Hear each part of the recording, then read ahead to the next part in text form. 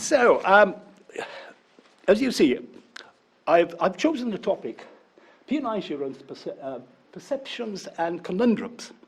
And I've chosen it in the hope that it's a kind of middle way to proceed.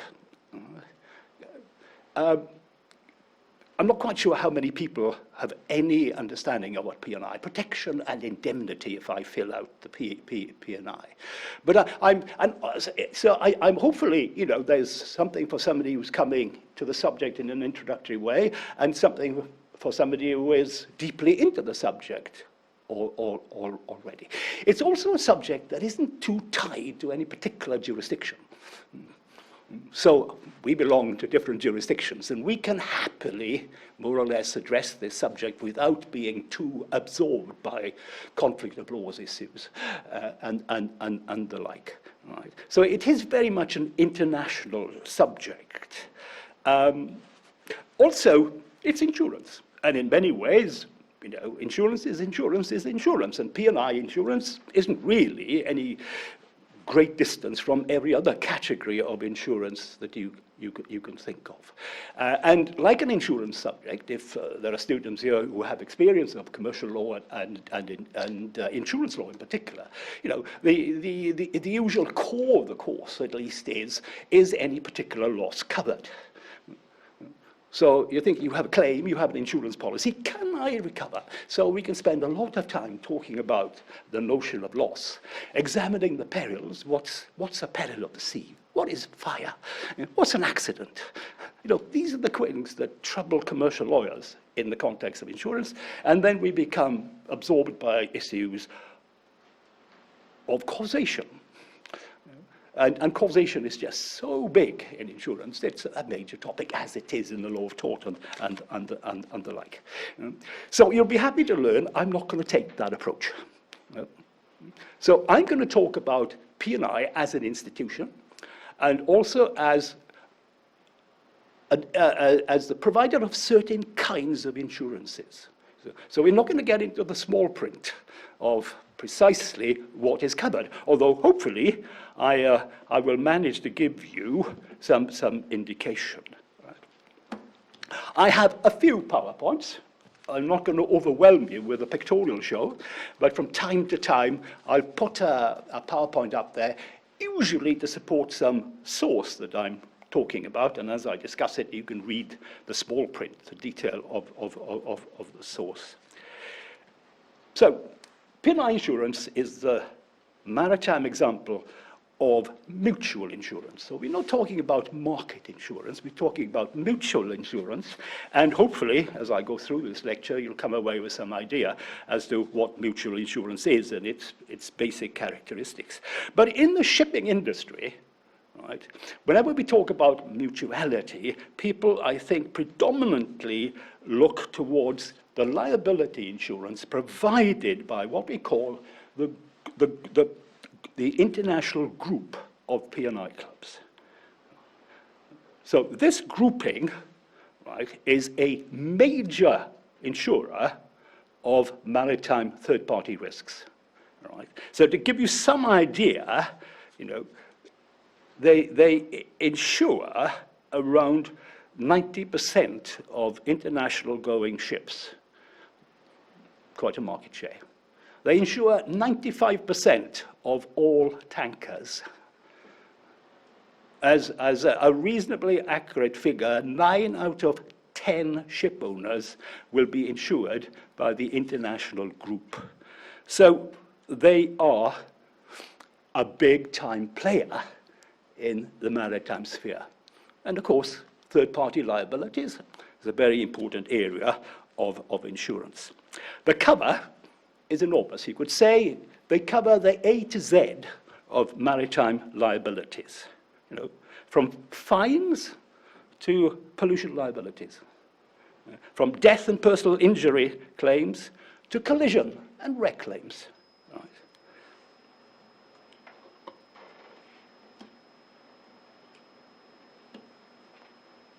Not a scientific list, just an indication, and that is not exclusive. No. So it gives you a fair idea. And some of those risks are major risks, potential, pollution risks, wreck removal risks. Can you imagine the cost of reclaiming a sunken ship today? These operations sometimes take years upon years. Right? Huge, huge cost. So now, also, in providing this cover, they will dovetail very closely with other insurances. So very often, where there is another insurance which has limitations, those limitations are erased by the P&I insurance. So if we take collision liabilities, so primarily collision liabilities will be covered by your hull and machinery, the insurance on the ship.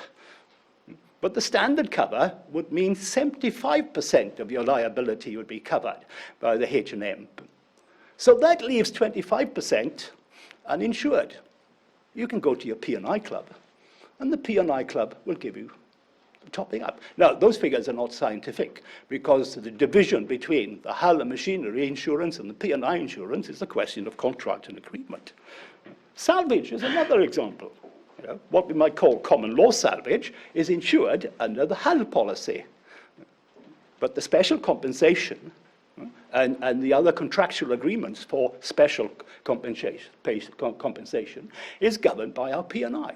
I appreciate that I'm saying a few things here that you might not fully understand, right? But if I pause to explain them all, right, we'll be having coffee, and I won't have moved from this particular slide. Okay, so I appreciate that. But you can always, follow up what I'm saying. Same with general average.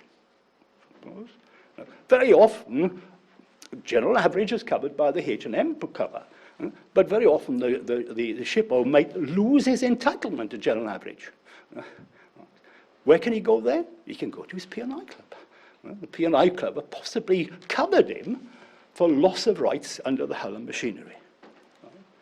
So you can see, in the case of pollution, right? So if we have oil pollution, oil source pollution at sea, right? That is going to be covered primarily by the P&I clubs.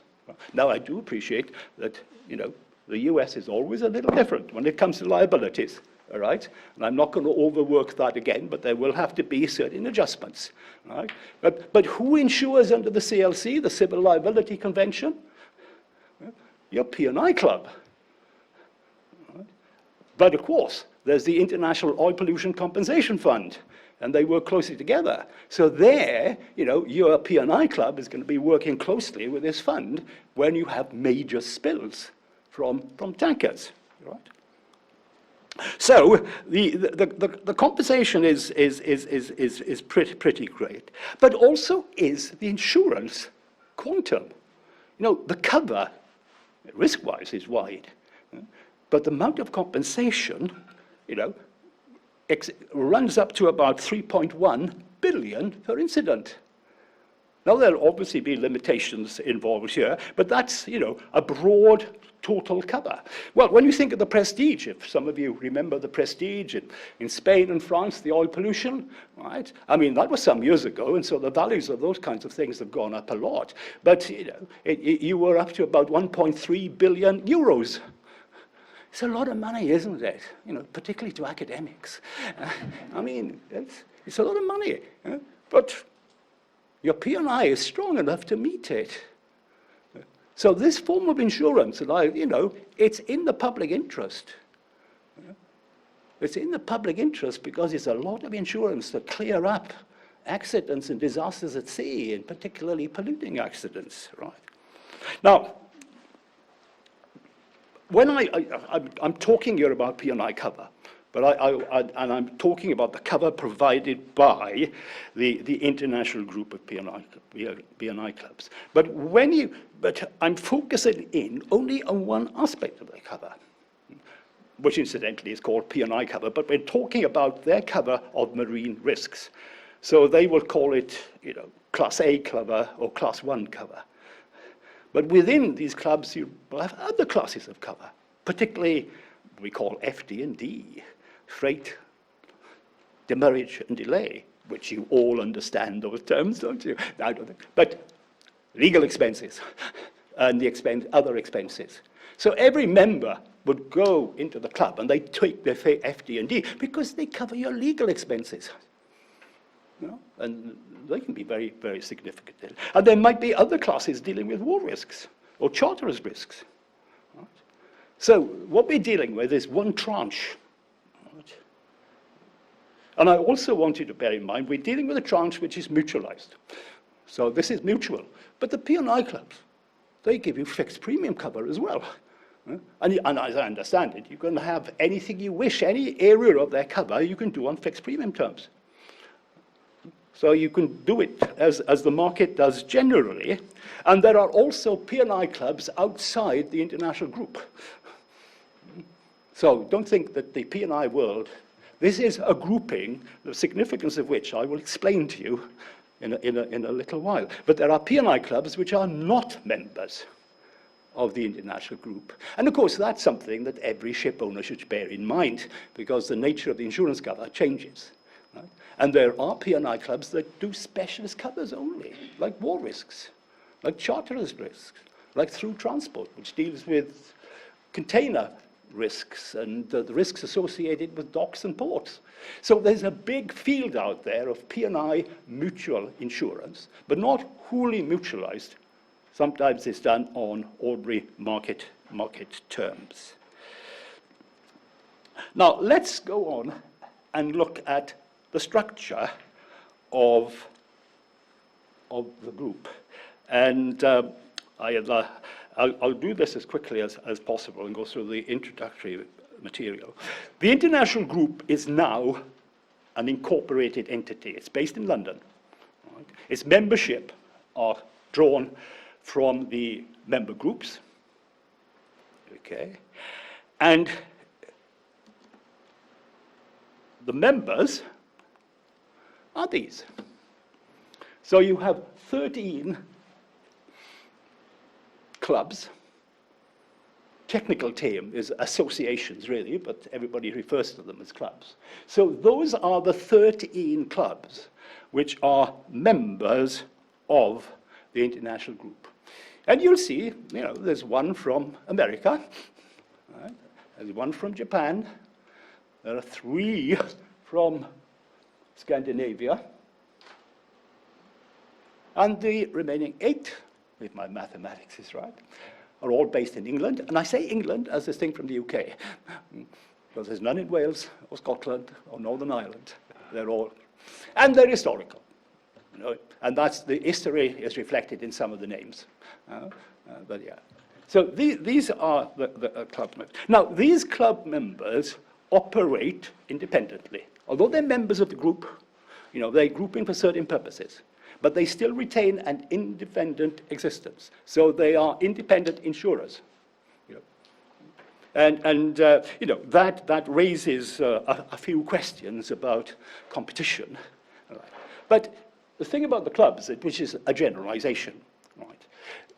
The cover they provide is very much the same. The drafting might be different, but they really provide the same kind of insurance. Where they differ, and I think where they seek to compete, right, is on the degree of service they provide and on the excellence of their financial management. These are big institutions. Some of them are very big. They handle large sums of money. They can be big investors as well. Right? So this is where they tend to compete. And I've just hinted here at a mutual aspect. These are insurers, right? But they also protect. So they act very much in the interests of their members, which makes them a little different. Now, if we look at the international group very quickly, they have certain functions. And the functions will come from the constitution of the corporate entity, the international group. Right? So firstly, they regulate and manage the relations between the individual clubs. There's a particular group, an international group agreement, which says how they're going to behave. Because they have to be managed individually, and there can be conflicts and tensions between them. Right? Some are very big.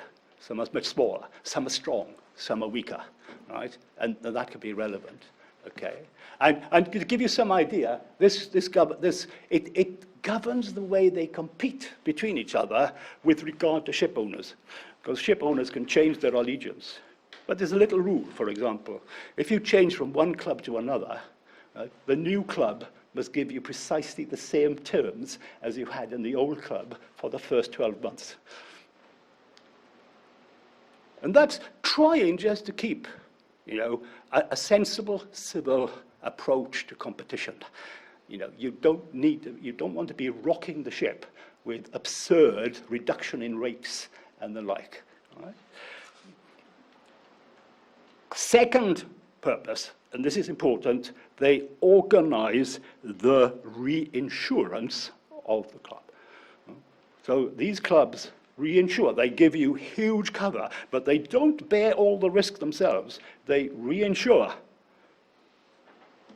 And hopefully, okay. And this gives you a kind of quick overview of the kind of insurance that they give. And the reinsurance is now being managed by the international group. So you can see two phases of reinsurance here. There's the pooling agreement, and then there's the market reinsurance. So basically, each club retains £10 million worth of risk. And some of the clubs may reinsure that, but that's up to them. Right? Over 10 million, it goes into the grouping arrangement.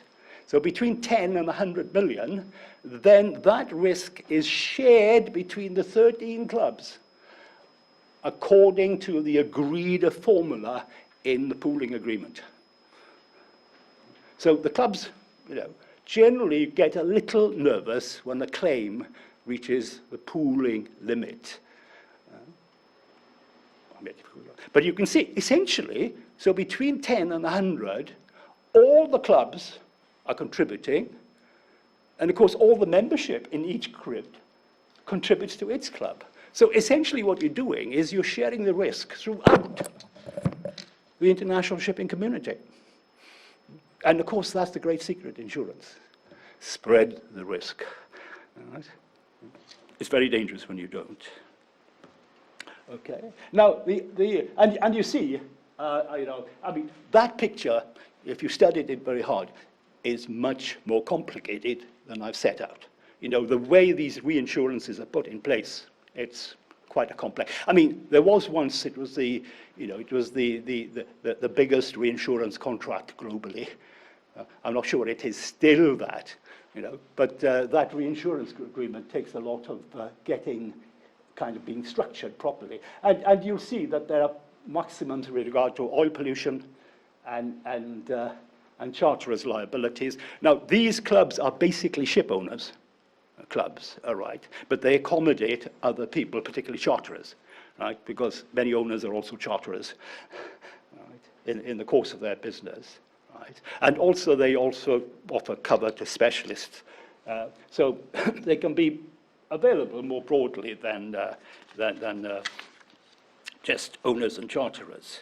The other things that the international group does, it represents this body internationally. Right. So the P&I world is represented through the international group entity. And of course, the members of the international group entity are the 13 group members you've seen on that. So when you come to IMO, the International Maritime Organization, the CMI, government bodies and the like, the P&I world, through this body, will have developed its own policies, the groups discussing it between themselves in various subcommittees and the like, and then the cause of the P&I world is advocated through the international group in these fora.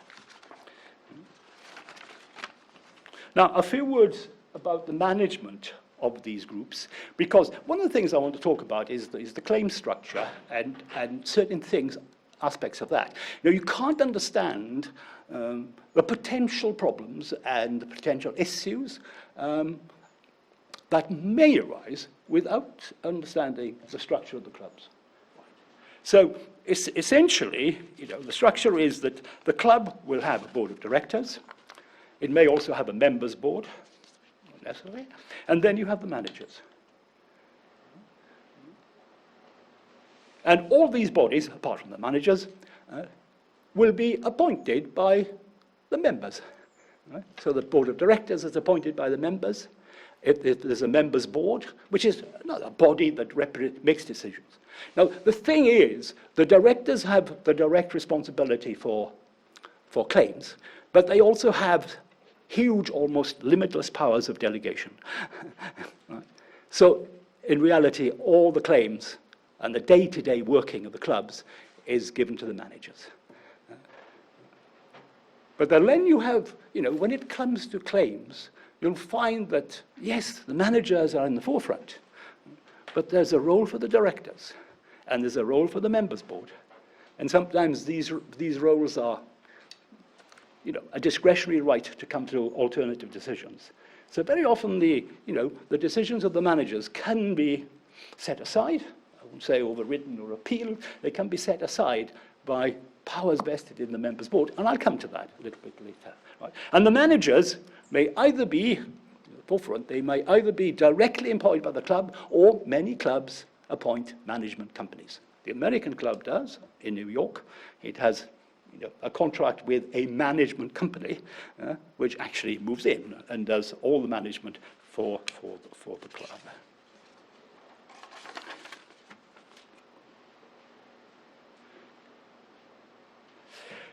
Also, clubs have what we call correspondence outside the club, because the club is a global institution.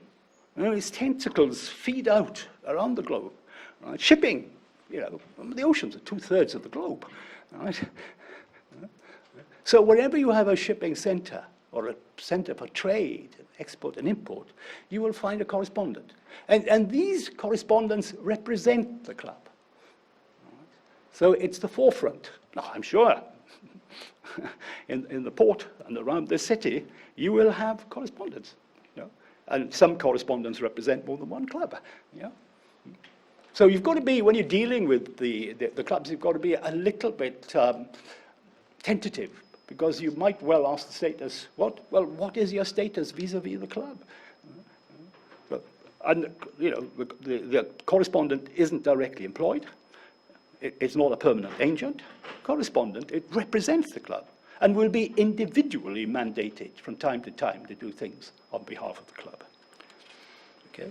Now let's have a look at mutual insurance. Our clubs are mutual insurers. Right. Well, it's a nice idea. What does it mean? One's quite not sure. But I think broadly it's the idea that you're insuring through an entity in which you have an interest, some kind of association, right? And the notion that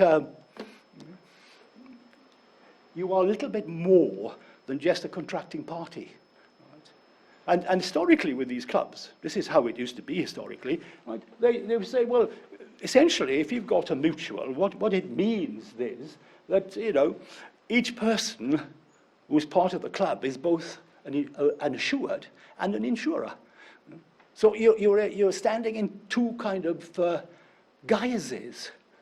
You're assured to a contract of insurance, and you're also responsible for discharging claims as an insurer.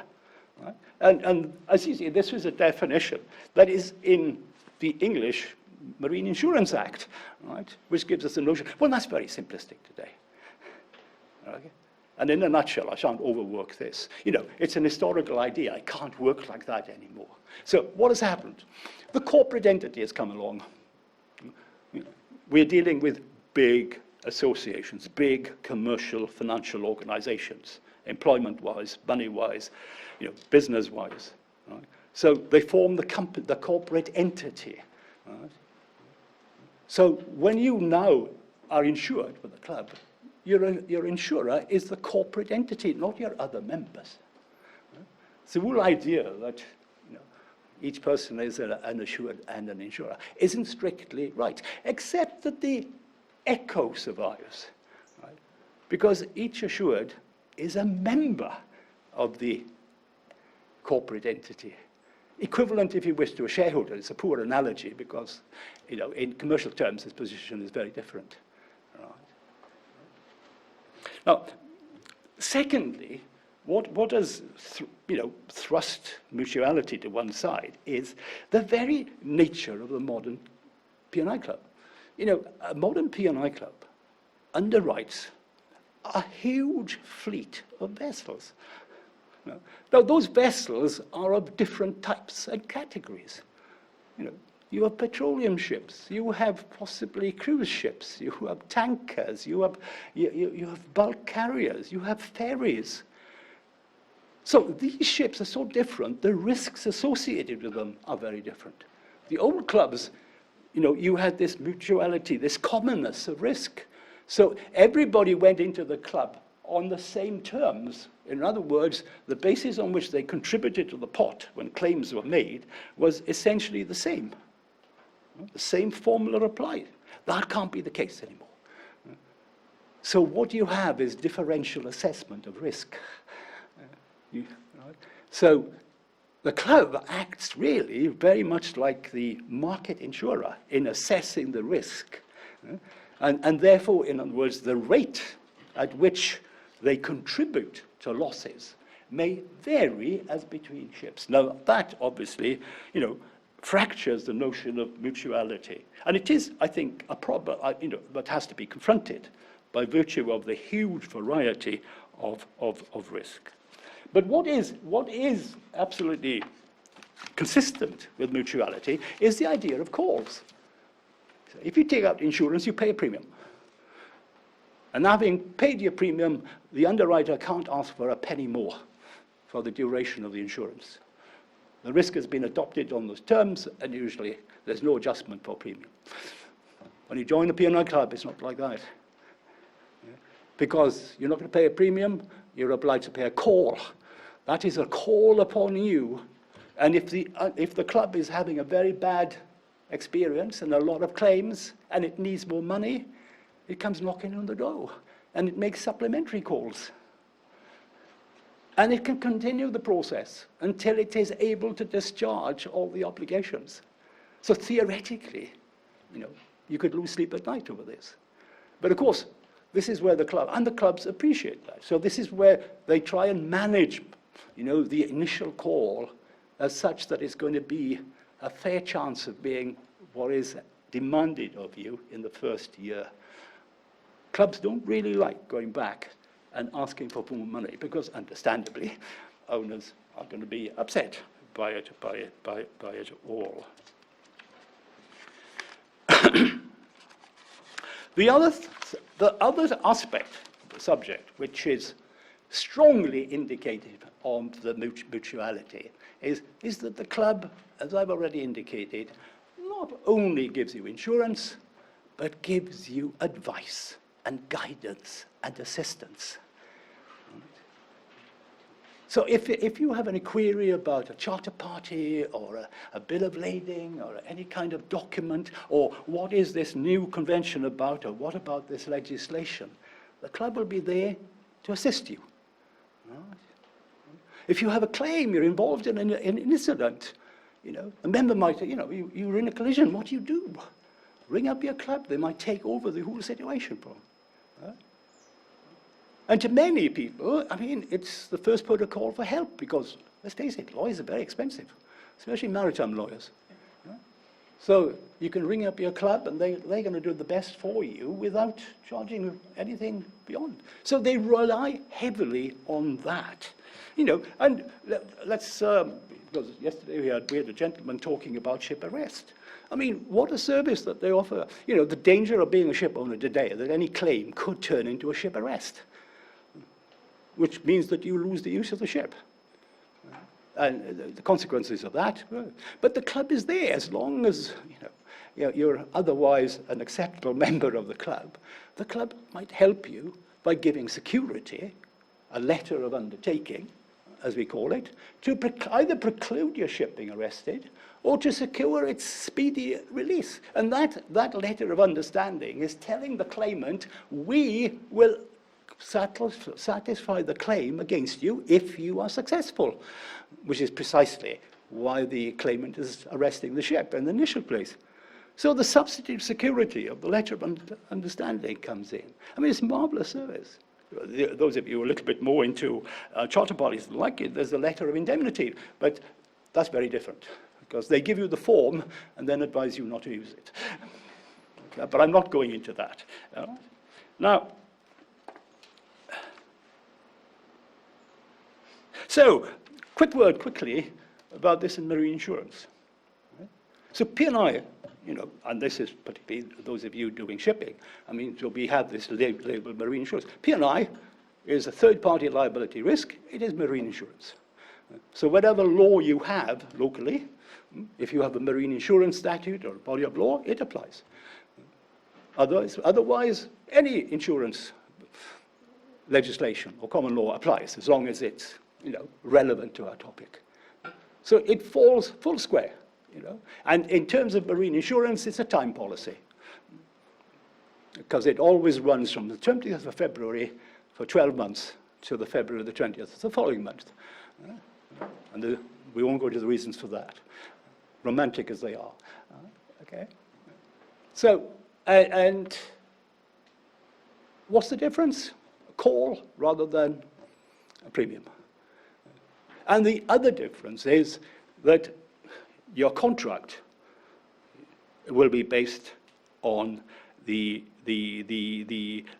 letters of confirmation. I think that's the format of it.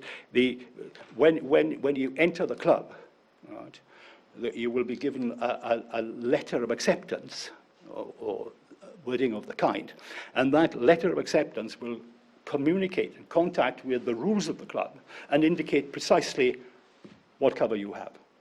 So there's your contract, and the letter of acceptance really amounts to your policy, given that there's a very, very loose definition of a policy. Okay? I mean, just in passing, I mean, in the UK, for example, in recent times, in recent years, we've modified insurance law generally, right, in many ways. And one significant difference has been with this, it's a contract of good faith, as many of you there will know, and therefore, you have an obligation in entering and negotiating for the insurance to make a fair representation of the risk, so that the underwriter knows precisely what you're proposing and understands and assesses the risk. Now, historically, the only remedy was avoidance. So if you breach that, now, in English law, it's much more variable. It can be avoidance, but it could be you keep the contract, but on different terms, or a different right of compensation in the event of claims. The details don't really matter. Now, and there are differences with regard to warranties and the making of the providing of compensation. If it's delayed, for example, there may be an implied contract remedy, right? But that statute also gave people the right to contract out. So the statute is really giving you default rules. And it's interesting, all the P&I clubs in England have contract out. So you still have the old rule. If you misrepresent in any way the risk, avoidance is the remedy. And they insist that that is more consistent with mutuality than... and one has to say, the amended law is very fluid and flexible, whereas avoidance might be harsh, but it's crystal clear where you are.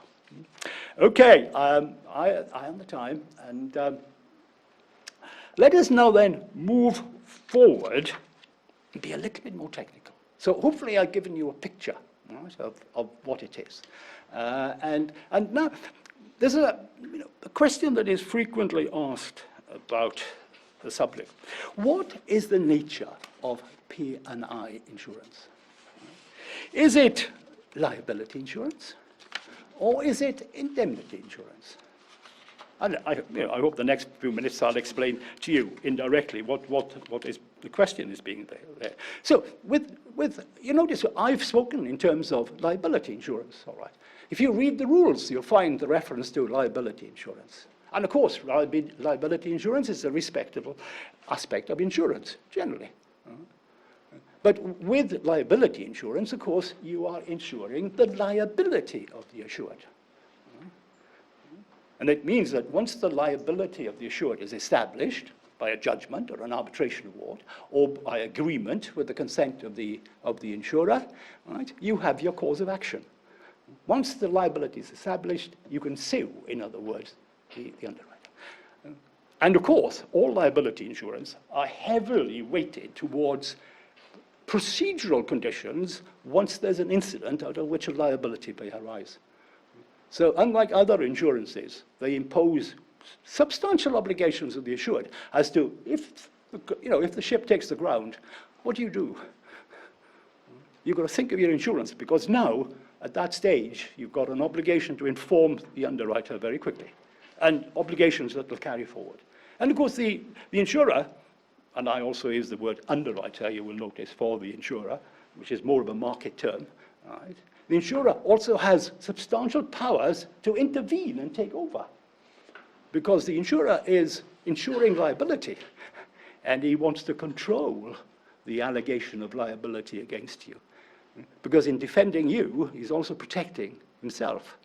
And if there is to be a compromise, he wants to be the maker of that compromise. So, and you've got to be very careful, because if you run foul of these obligations, you could really lose your insurance.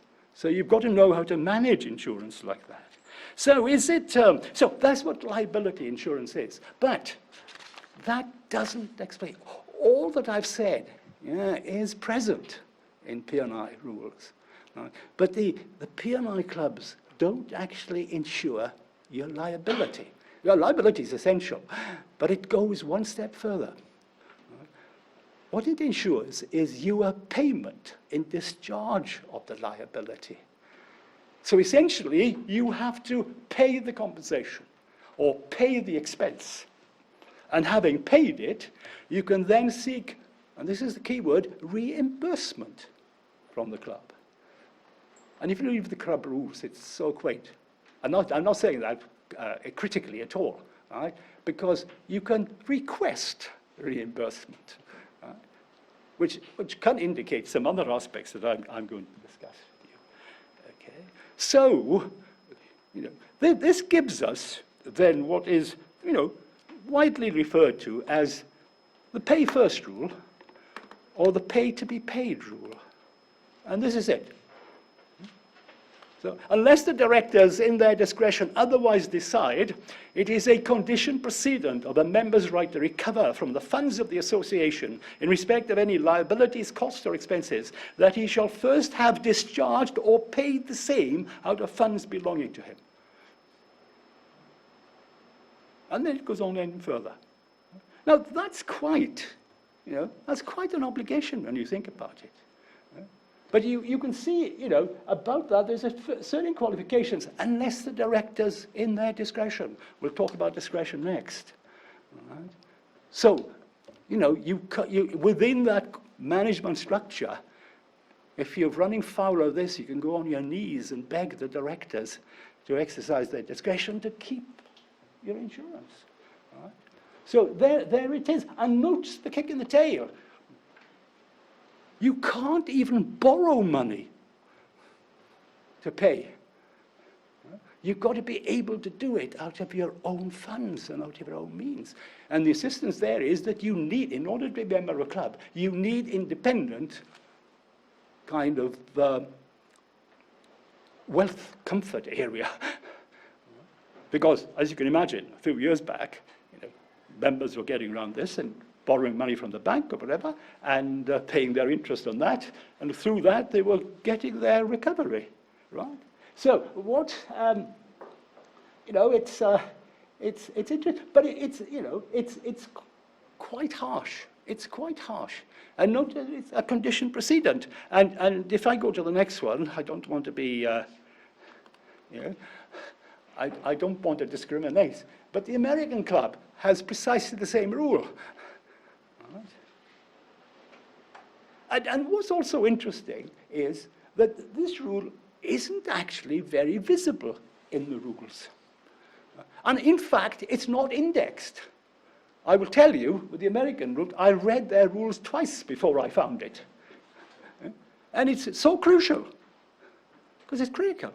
Because now this makes the insurance quite clearly, it is indemnity insurance. You're indemnifying a payment you have made, something beyond liability insurance. And notice, long practice, this was surrendered in the case of death and personal injury claims. So if if somebody's injured or dependents are suing, somebody having been killed, they are not affected by this rule. Okay? So it's very clear, and we don't quite know how that discretion is exercised. That is not publicized. There isn't any kind of source, so you can't look to the principles. Right? But I suspect, as a very minimum, you'd have to be up to date with your calls. So if you were defaulting in your side of the bargain, it might be. Now, importantly, right, beyond death and personal injury claims, this rule is not always applicable. Because there are many instances when the P&I will give a guarantee or an indemnity to a third party in assisting the member. It might be necessary for that to work. And if that is the case, then of course the to be paid rule does not apply to that. So because that is an independent and separate obligation on the part of the club. Now, it applies also to my letter of understanding, which I mentioned a little earlier. So, because that promise is being given to the claimant independently and separately. So the club is promising to pay the liability directly, no pay first, right, in the event of liability against the member being established. Okay. Very interesting case recently, very often dealing with a collision between ships. And that can be, there are many problems around that, but one thing that might happen there is that the parties may agree a jurisdiction clause. In other words, they sort out one of the problems by agreeing where the dispute between them should be. And in this case, they agreed that they would go to London, the High Court there. And equally, as part of that jurisdiction agreement, the insurer for each party gave letters of understanding. So they agreed, right, we go, and also that letters of understanding will be given. Okay. Now, one letter of understanding was given, but there was a sanctions qualification connected with the era of Professor Trump. And the other party refused to accept the letter of understanding. Of course, this wasn't expressly agreed. There was no express terms in the agreement between the parties covering this. And so they asserted that letter of understanding was not what was contemplated by the parties because of the sanctions clause. So it went before the commercial court in London, and the question was, was this acceptable? Was the party wrong to accept it? And it was turning on implied terms. And I mean, I've given you a simplistic kind of explanation here, and this is only at first instance, it was held that letter of understanding was acceptable and should have been accepted. Because by implication, the parties were agreeing to accept the letter of understanding in accordance with the terms of their agreement. And of course, they hadn't anticipated the problem that had arisen. So, there are exceptions. Now, very quickly, I'm going to go. My one defense here is that we did start a little late. Is to talk a little about discretion. Okay, yeah. Good. Now, I've already indicated that one of the hallmarks of P&I insurance, and you can't mistake it, it makes it so different from all other insurance, is that it is peppered with discretionary rights. There's so much about it, right, that raises these questions. Right? This is the omnibus rule. Every club will have this rule. So this essentially is giving the club, and through the directors, the right to accept a claim that is made, which is not covered by the rules, but which is consistent with the whole idea of P&I insurance. In other words, if you thought about it, in all probability, you would have included it expressly in the rules. So if you come forward as a ship owner and you say, no, this is a claim that I have, look, it's a claim which any kind of ship owner could confront. It's not expressly covered, and importantly, it's not expressly excluded. Please give me insurance. So and this is the protection aspect. So it's possible that you come out with cover under the terms of the club. But it is, we're not sure about how this is exercised, you know, the principles which are governing it. And rest assured, I think broadly you can say it is not readily exercised. Rumor has it, a few years ago, a captain master of ship issued a bill of lading, which he signed, very unusual today. Right. And he went to a Chinese port, and he was shown a bill of lading, and it was a petroleum product. And he gave delivery of £40 million worth. And it turned out that bill of lading was a perfect forgery. The master could not recognize that the signature was somebody else's. The signature was so brilliant, he looked at it and he mistakenly accepted it as being his own. Now, P&I Club do not cover that. Give delivery without a bill of lading, no insurance. But the people tried. They said this was a perfect crime. Anybody would be, anybody would be duped by this. If the signature had been such that I should have recognized it, yes, you'd accept it wasn't. Now, nobody knows, because it is rumored that this rule was triggered, but not necessarily in whole. It's rumored that the company got some compensation, but not necessarily the 40 million worth. Okay? Now, other examples of this discretion, and oops, they're on the board. So all claims to be made within 12 months of the incurring of the loss or the payment of the cost or expense, unless and to the extent that the members' board, in its discretion, otherwise decides. So there's a time limit. Now, in market insurance, if you're out of time, you're unlikely to be lucky. I mean, essentially, it can be overridden with discretion. Similarly, liabilities under contracts, indemnities, and guarantees.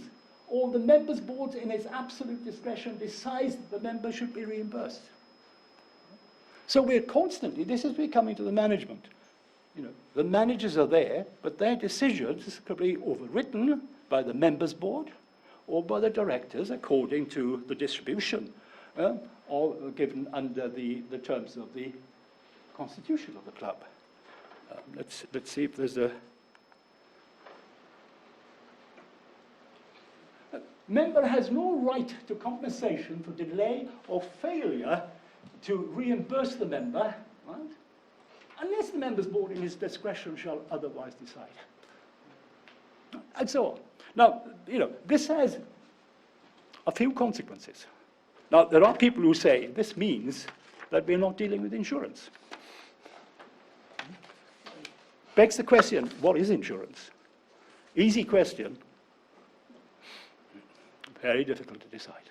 Even the Supreme Court struggles with the definition of insurance. And usually the definition questions comes up under a regulatory law. No, if you're regulating insurance, the question might be more realistic. What is insurance? To what extent do you have a regulatory power? So I don't, frankly, I don't think that. P&I insurance is it's been too readily accepted over the years in the courts, and in fact, there is discretion there. But you can argue that it is not wholly discretionary. And also, the counter-argument would be the nature of it as a club, as an association. This flexibility is really associated with the protective aspect of the institution. It's a way of protecting. But it does mean, that a member of the club is in a much more favorable position than an assured under market insurance. Because under market insurance, you're going to contract at arm's length. The terms and conditions are going to be pretty strictly applied. There'll be little sentiment or sympathy if you're out of it. Right? But once you're in P&I, you're one of the club. The important thing is to be a good member. Okay? Pay your calls. Attend the conferences and the seminars. And speak nicely to the managers. But now, where does this leave it? Because what is not well discussed at law is, what's the legal aspect of the discretion? What degree of control? Are there principles applicable? Can you challenge discretion? If the members' board says no, can I say, well, why did you say that? Can I then scrutinize it and say, let's go to the directors, and if I'm able to, or go to a court? See, we're used to discretion, aren't we, in courts? So the first instance judge has a discretion, but that's going to be structured in this day and age. So, discretion in public and administrative law, statutory tribunals or others. I mean, discretion, rigidly challenged, litigated. Right? What about here? No, very, very little law, right? But there's got to be something. And if you're relying on something, we can't rely on the concept of fiduciarism or special status. But what we can rely on is an implied term in the contract. Because there are many contracts which will attract an implied term to act fairly with the other party. Now, the vainqueur, you say, and I don't for one moment believe I'm pronouncing that correctly, so is an interesting case, and it has a certain US connection, although it's a decision. I mean, the background is quite. Ships engage under voyage charter to sail from the port at Newark, close to New York, and carry a cargo of scrap metal, cargo owned by the voyage charterer, to a port in Matanzas in Venezuela. So, ship sets out, she breaks down, she's immobilized. Right? And the voyage comes to an end, it's frustrated. So the charterer has to unload the cargo and load it on another vessel and forward it to the port. Now, obviously, the vessel was unseaworthy. So, the forward loading was covered by the cargo insurance. But the cargo insurance, but the forloading had been caused by the unseaworthiness of the ship under the voyage charter. So the cargo owner is now subrogated to the rights of the voyage charter, sue the insurance company, the P&I club, and it's an English P&I club, the Britannia. And these are the terms in the insurance. Right? So I'll leave them to your own reading, but the first one is making it clear that forward carriage is not covered unless the committee shall, in its sole discretion, otherwise determine there shall be no recovery under this rule in respect of a member's liability for the cost of forwarding cargo. So the forwarding of cargo is not insured unless the members' committee, in its discretion, says, we'll compensate you. And of course, there's another issue about the time limit. Okay. So, interestingly, the subrogated insurer applies to the club, and the club turns it down. In other words, it refuses to exercise its discretion. And being an insurer, it decided, we're taking this to law. So then they were alleging, that there were breaches of duty. Yeah, that the club had not acted fairly and honestly and in a balanced way. I mean, all it could do was to have this decision annulled. I mean, there's no question of substituting the decision of the court, but it could actually cause this claim to return to the club with a better understanding of one's responsibilities and to exercise it properly. Now, ultimately, the claim failed. Okay, but the judge, right, saw the issue and laid down certain principles. So this case indicates that there is an implied term. Right? And some of the points that he made, look, the committee is to act honestly, fairly, and good faith. So criteria have been set down. They must properly direct themselves on the issues. But significantly, the judge also said the members' committee is entitled to take into account the interests of the club and all the members. So you can look to the impact of this decision, if it becomes known, on the other members, and how consistent it is. So what this decision is, I mean, it's, well, people are interested. I mean, I can give you the full technical details of looking it up, but it is, in its own way, making it quite clear that there are powers of review with regard to the exercise of this discretion, and also it's making it clear to the club. I mean, and it imposes, a lot of responsibility on managers, because now you could ask, if the manager is giving you a negative answer, you might say, well, are you going to give it to are you going to pass it on to the members board? You need to know about these powers, or you need advisors who know about them. And if the member says no, you can, if the manager, you could then say, well, why not? Because it imposes heavy duties on managers. And would a manager have responsibility to tell you what your rights are? So if the manager is turning your claim down, should he also say, well, according to our rules, my decision could be oversought and over-examined by the members' board or by the board of directors. I'll say one thing.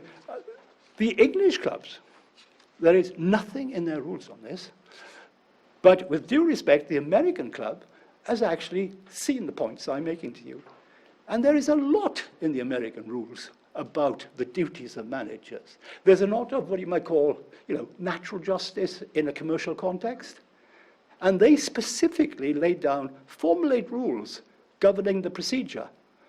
Whereas in the English clubs, you don't know the procedure of the board of directors. They obviously have precedents and they have rules of practice, but nothing that you can visibly see, or the members' board and the like. So it opens up things. Okay, well, there we are. I think time goes so quickly, doesn't it? And I'm sorry that you weren't here for at least 3 hours this evening. We could have done this quite, without going into a kind of 100-meter sprint for the next Olympics. But so there is the world of P&I. They're a very interesting institution. They are crucially important in shipping. They are major organizations.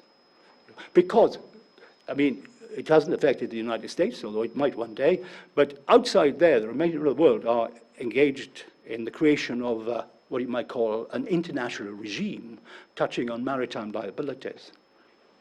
And it's widely, it's widely followed. All that is possible because these people give us insurance. Simple, a few years back, we were re-examining passenger liabilities and the relationship of those liabilities to criminal activity and the like on an international scale. And the clubs weren't happy with it. And it put a stop to the whole program because it becomes abstract theory. I mean, you take oil pollution from ships. Without that insurance behind it, it's theory because every ship owner would just go bankrupt. And most of these ships sail under one company. And once they had a major event, they'd just sail. And there's no assets in these companies. And the public purse would be. And where does it go? I mean, I'm not close enough, but there are a lot of experts who think that the international group will compress a little. The big will get bigger, and there are smaller clubs there, right? So there might be work there. And also the third-party regime is developing something. You can be very disappointed that I haven't had time to go into the last 45 minutes of my talk. But third-party claims are growing. See, the clubs want to regulate their exposure. So their governing law, like the British clubs, English law, the American club, the law of state of New York. So they want to govern, so the law that governs their rules, their contracts. Also, the resolution of disputes. They want it in places where they think you're going to have reliable justice. So the English clubs, go for London arbitration. And there are other methods, right? Your American club goes to District Court of the Southern District of New York, right? And but all these clubs have internal procedures as well that we haven't had a chance to look at. Right? But increasingly, clubs are finding that out there are countries where litigation can be started against the club, and the court will assume jurisdiction, with justification possibly. And the court will be uninfluenced by the fact that there's a jurisdiction clause. And of course, you're dealing with a third party. So the club has to resist the claim which is being brought in country X by a person. And it's a justified claim. The club isn't disputing the claim. All they say is, come to London. Don't do it here. And if we can't agree, you'll have London arbitration. And we'll sort it out. But if they're fearful, if you're before a court in a distant country and there's no experience of maritime matters or pollution or whatever, it could result in quite horrendous consequences. So clubs, I mean, are very vulnerable in this regard, and there's some delightful litigation happening in London about conflicting jurisdictions and the like, and how you might negotiate the situation. So they're with us. Thank you very much for your attention. A glass of wine awaits us all now, does it not? And I think it'd be well deserved. It's been a pleasure being here with you this evening, and I wish we'd had a little bit more time, but there we are. Thank you.